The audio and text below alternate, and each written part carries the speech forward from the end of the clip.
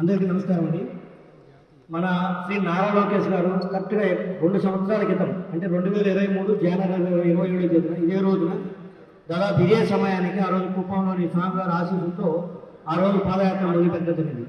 మన అందరికీ తెలుసు, ఆ రోజు సోషల్ మీడియా చూసినా ఎలక్ట్రానిక్ మీడియా చూసినా లోకేష్ గారు పాదయాత్ర మొదలైనప్పుడు వైసీపీ వాళ్ళు చేసిన హేళన కావచ్చు, వాళ్ళు చేసిన కమెంట్లు కావచ్చు, ఇతను ఎక్కడ చేస్తాడు ఇతను చేయలేడని చెప్పి విపరీతమైన కమెంట్ చేసి హేళన చేయడం జరిగింది.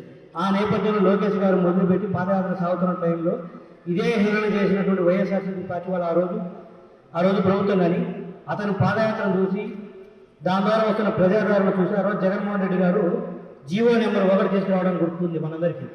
ఏంటి ఆ జీవో నెంబర్ 1?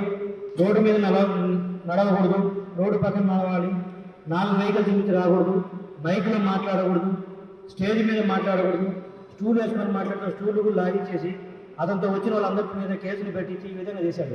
మరి అదే హేళన చేసిన వ్యక్తులు, చేయలేడన్న వ్యక్తులు అతని పాదయాత్ర దెబ్బకి భయపడిపోయి ఏకంగా ప్రభుత్వం చీకటి జీవో తీసుకొచ్చింది.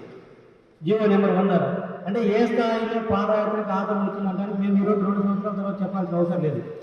ఆ రోజే పాదయాత్ర మొదలుపెట్టి 7 నెలలకే జీవో నెంబర్ 1 తీసుకొచ్చి వారి యొక్క పాదయాత్ర స్థాయిని దాని యొక్క ప్రాముఖ్యతను ఆ రోజు ప్రభుత్వమే ఆ జీవో ద్వారా తెలియజేయడం జరిగింది. అది కాకుండా మరి వారికి అధికారైనటువంటి శ్రీ నారా చంద్రబాబు నాయుడు గారిని కూడా ఆ రోజు అక్రమంగా ఎఫ్ఐఆర్లో పేర్లు లేకపోయినప్పుడు కూడా అరెస్ట్ చేసి అలాగైనా సరే లోకేష్ గారు పాదయాత్రను ఆఫ్ చేయాలని చేసి ట్రై చేశారు. అయినప్పటికీ కూడా లోకేష్ గారు ఆపకుండా తర్వాత మా సార్ మీద ఉన్నటువంటి కేసులు నేపథ్యంలో ఒక రోజు ఢిల్లీకి వెళ్ళి ఆ లీగల్ ఇష్యూస్ మీద బ్యాటిల్ చేసి మళ్ళీ వచ్చి పాదయాత్ర మొదలుపెట్టి చేయడం జరిగింది. తద్వారా ఈరోజు వారు లోకేష్ గారు ఎన్నో సమస్యలు దారి పొడవునా పాదయాత్ర చేసి అటు యువత సమస్యలే కాకుండా రైతు సమస్యలే కాకుండా విద్యార్థులు వాటెవర్ అన్ని రంగాల్లోని సమస్యలు తెలుసుకొని ఈరోజు వారు అధికారంలోకి వచ్చిన తర్వాత ఐటీ మరియు విద్యాశాఖ మంత్రిగా ఉంటూ ఇటు విద్యార్థి లోకాలకే కాకుండా వారి శాఖ నుంచే కాకుండా మిగతా అన్ని అంశాలను కూడా ప్రజల సమస్యలు పట్టించుకుంటూ ఈరోజు మన పార్టీ ఆఫీస్ కూడా సీఎం గారి గ్రీవియన్స్ అనేది ఓపెన్ చేసి ఎప్పటికప్పుడు ప్రజల నుంచి వచ్చిన సమస్యలు కూడా పరిష్కరిస్తూ, ఎందుకంటే ఒక వ్యక్తి పాదయాత్ర చేస్తే తద్వారా వచ్చిన అనుభవాలను ఈరోజు గ్రీవియన్స్ సెల్లు పెట్టి సమస్యలు పరిష్కరించడమే కాకుండా లోకేష్ గారి విద్యార్థులు కావచ్చు మిగతా వాళ్ళ కోసం కష్టాన్ని ఎప్పటికప్పుడు పరిష్కరిస్తుంది.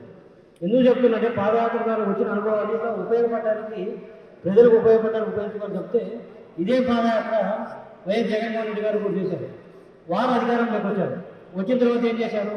పాదయాత్రలో కనుక్కున్నటువంటి గనులు ఎక్కడున్నాయి, మైన్స్ ఎక్కడున్నాయి, రాష్ట్ర సంపద ఎక్కడుంది, ఇవన్నీ నోట్ చేసుకొని వచ్చిన తర్వాత లూటీ చేయటము, లేకపోతే అవతల పార్టీ వాళ్ళ మీద కేసులు పెట్టించడం, ఇది వారు చేయడం జరిగింది.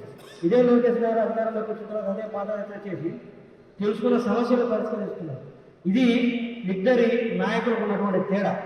సో దీన్ని గమనించవలసిందిగా కోరుతున్నాము. ఇది అధికారంలోకి వచ్చిన తర్వాత మేము మొట్టమొదటిసారిగా సెలబ్రేట్ చేస్తున్నాం వారి పాదయాత్రని. ఇదే విధంగా ప్రతి సంవత్సరం కూడా మేము వారి పాదయాత్రను గుర్తు చేసుకుంటాము. అదేవిధంగా లోకేష్ గారు కూడా మా పార్టీ తరపున మేము సార్ మీరు అలాగే ప్రజా సమస్యలను ఎప్పటికప్పుడు చూపిస్తూ మాలాంటి వాళ్ళందరినీ కూడా ఎంకరేజ్ చేస్తూ ముందుకు పోవాలని కోరుకుంటూ మరొకసారి మీకు ధన్యవాదాలు తెలియజేస్తాను.